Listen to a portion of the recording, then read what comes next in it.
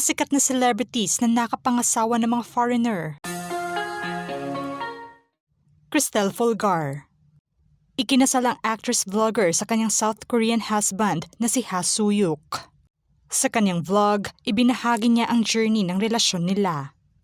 Ayon sa kanyang vlog, naging opisyal ang relasyon nila matapos na tuluyang nagpa-convert si Soo-yuk sa kanyang relihiyon na Iglesia ni Cristo. Tumagal at inabot umano ng 11 months ang conversion nito. Dahil pabalik-balik ng South Korea si Cristel, nakilala niya si Soo-yuk dahil na rin sa kanilang common friend. Nakita umano niya na desidido ito sa kanya at seryoso. Nitong taon lang, buwan ng Pebrero, ay pinusuan ang malaki drama na engagement ng couple. Nagpalitan naman sila ng I do nitong nakaraang linggo sa isang church ceremony sa South Korea. Pia Wurtzbach. Ikinasal naman ang beauty queen sa kanyang British husband na si Jeremy Jonsson. Unang nagkatagpo ang dalawa noon sa isang entertainment hub sa London. Nang mga panahong iyon ay nagbabakasyon ang beauty queen kasama ang kanyang ina. Nang makita umano siya ni Jeremy ay agad itong nabighani sa kanya. Nagkaroon sila ng komunikasyon sa isa't isa at napagkasundoang madalas silang nakikita noon sa New York taong 2016. Sa kanilang pagtatagpo, nilinaw ni Pia na single na siya noon. Naging tradisyonal naman ang ligawan stage ng couple. Taong 2019, naispatan ang dalawa noon sa Hong Kong at sa kasunod na taon ay spotted muli ang dalawa sa bakasyon nila sa Indonesia. Noong 2020, buwan ng Marso, inamin ng beauty queen na may kadate na siya. At sa kaparehong taon ay Instagram official na ang couple. Noong 2022 naman ang inanunsyo ng couple ang kanilang engagement na siyang pinusuan ng lahat. Ikinasal naman ang couple noong 2023 at inilahad ng beauty queen na sobrang komportable at masaya siya sa buhay mag-asawa nila. Lovey Po. Ikinasal ang aktres sa kanyang British film producer husband na si Monty Blanco. Pribado at low-key lamang ang relasyon ng couple. Ilang taon bago isinapubliko ng aktres ang tungkol sa kanilang relasyon, maging ang engagement niya noong 2020 pa nangyari. Noong 2023 ay nagkaroon naman siya ng break sa FPJ's Batang Quiapo bilang isa sa mga leading lady ni Coco Martin. Marami ang nalungkot sa paglisan ng kanyang karakter. Dito rin umugong ang impormasyong pinaghahandaanan niya ang kanyang kasal. Kung babalikan, taong 2019 pa umano nag-umpisa ang relasyon ng couple. Dahil na rin sa ilang posted photo ng aktres sa kanyang Instagram kasama si Monty, naging LDR naman ang relasyon ng couple noon bago opisyal na magpalitan ng I do. Angelica Panganiban, ikinasal naman ang aktres sa kanyang American husband na si Greg Homan. Ikinuwento ng aktres na si Cherry Pie Picache umano ang nagpakilala kay Greg sa kanya. Noong una ay nagkakailangan pa umano sila ngunit kalaunan ay nagkamabutihan din. Aniya noon, tapos doon kami finally parang nakuha talaga niya atensyon ko, kwentuhan kami. Tapos yon parang hinahanap-hanap ko na siya. Halimbawa may day off kami, hindi ba pupunta yung ganun na. Sa kanya, nakahanap talaga ako ng katahimikan. Ang unang-una kong naramdaman sa kanya, safe ako. Para kang safe and secured, parang lagi niya akong uunahin. Ikinasal naman sila noong 2023 at meron na silang isang anak. Glyza De Castro, ikinasal naman si Glyza sa kanyang Irish businessman husband na si David Rainey. Nagsimula ang pag-iibigan nila noong 2018 nang magkita sila sa isla ng Siargao. Nasa bakasyon ang aktres noon para na sa kanyang birthday celebration. Nagkaroon sila ng komunikasyon kahit pa man bumalik na si David sa kanilang hometown. Sa kabila man ng layo at distansya, patuloy na nililigawan ni David ang aktres sa pamamagitan ng pagpapadala niya ng mga regalo at love letters. Naging opisyal naman ang relasyon nila taong 2018 at na-engage noong 2022. Isinapubliko ng aktres na taong 2021 nangyari ang kasal nila. Isabel Daza. Ikinasal ang aktres sa kanyang French husband na si Adrien Semblet. Nagumpisa naman ang love story nila sa pamamagitan ng pagreto ng ilan niyang friends kay Adrien noong 2008 sa kanya. Nang mga panahong iyon ay kakabreak lang din niya sa kanyang ex-boyfriend. Dahilan din ito kaya ayaw niya munang makipag-date. Saad pa ng aktres noon na hindi umano niya type ito lalo pa at isa itong foreigner. Sa palaging pagsasama nila noon ay nahulog din ang kanyang damdamin at nagustuhan niya rin ito kalaunan. Noong 2016, nagpalitan naman sila ng I do sa isa't isa.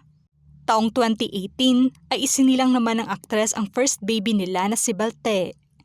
Taong 2021 naman ang second baby nilang si Valentin at si baby Esmeralda naman nakaraang taon.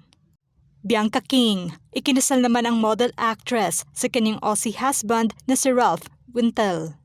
Inilahad niyang una silang nagkita noong 2018 sa kasal ng kaibigang si Isa Calzado at Ben Wintel dahil kapatid ito ng asawa ni Isa ay agad umano niyang hinanap ito.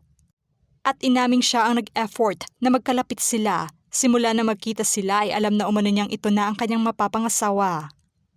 Simula na magkita sila ay parang yun na rin ang opisyal ng kanilang relasyon, saad niya noon. Alam ko na, kasi yung package, ganyan lahat. Parang full package na kahit hindi ko pa siya masyadong kakilala. The fact na kapatid siya ni Ben, nakikita ko yung parents niya, nandoon, and yung family. So parang mayroon akong idea na good family, good values. Long story short, from that point on, parang naging kami na nung night na yon. Parang mayroon na kaming understanding. Noong 2021 naman ay ikinasal ang couple sa kanilang bahay sa Australia at meron na silang isang anak. Solen Yusuf. Ikinasal naman ang aktres sa kanyang Argentine businessman husband na si Nico Bolzico. Inilarawan ng aktres na tila nakatadhana umano sila sa isa't isa.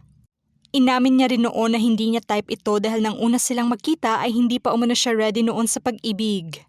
At busy rin siya sa show business. Akala pa umano niyang isang modelo ito, kalaunan ay nagkaroon naman sila ng komunikasyon. Inilahad naman ni Nico na noong paalis na siya ng Pilipinas ay na-realize umano niyang napaibig na siya. Sa pagiging fling ng relasyon nila ay naging opisyal ito. Noong 2015, ikinasal ang couple sa civil ceremony sa Argentina at 2016 sa France naman. Nagkaroon naman sila ng 2 mga anak. Georgina Wilson, ikinasal naman ang celebrity model na si Georgina sa kanyang British businessman husband na si Arthur Burnand. Noong 2015, holiday season, unang nagtagpo ang dalawa.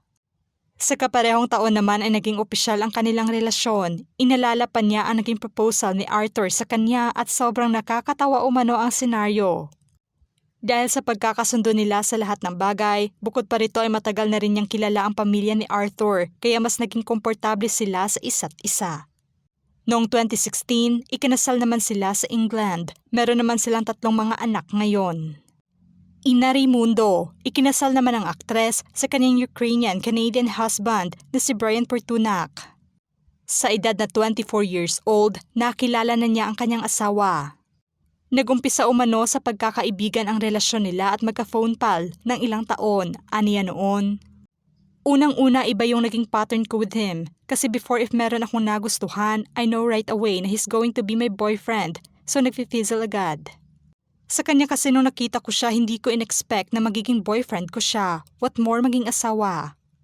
Makalipas ang 1 taon ay nagde-date na umano sila. Noong 2003 naman sila ikinasal at nagkaroon ng 5 mga anak. Isa Calzado, ikinasal naman ang aktres sa kanyang Aussie husband na si Ben Wintel. Taong 2011 nang una silang magkita. Pinasalamatan ng aktres ang labis na pagmamahal nito sa kanya at ang nakakaaliw na humor nito.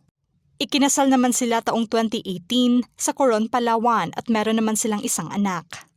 Rachel Ango, ikinasal naman ng singer sa kanyang American husband na si Martin Spice na isang fitness executive. Noong 2017, nang una silang magkita sa New York City nung nasa Broadway pa siya for Miss Saigon. Nagkakonekta naman sila sa isang Christian church, kalaunan ay nagtuloy-tuloy na ang kanilang komunikasyon at naging opisyal ang kanilang relasyon.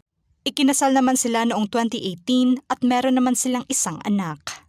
Bangs Garcia, ikinasal ang aktres sa kanyang French-Filipino husband businessman na si Lloyd Birchmore. Unang nagtagpo ang couple noon sa Boracay at nagkamabutihan hanggang sa naging opisyal ang relasyon nila. Noong 2016, ikinasal sila sa civil ceremony at 2017 naman sa isang beach wedding sa Boracay. Meron naman silang 2 mga anak ngayon. Eugene Domingo, ikinasal naman ang aktres sa kanyang Muslim-Italian husband na si Danilo Bottoni.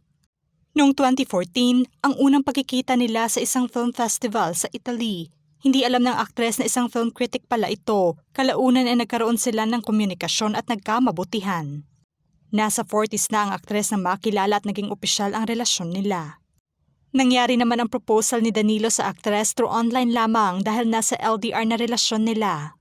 Taong 2016 naman sila ikinasal. Ano ang masasabi nyo sa mga sikat na celebrities na nakapangasawa ng foreigner? Just comment below.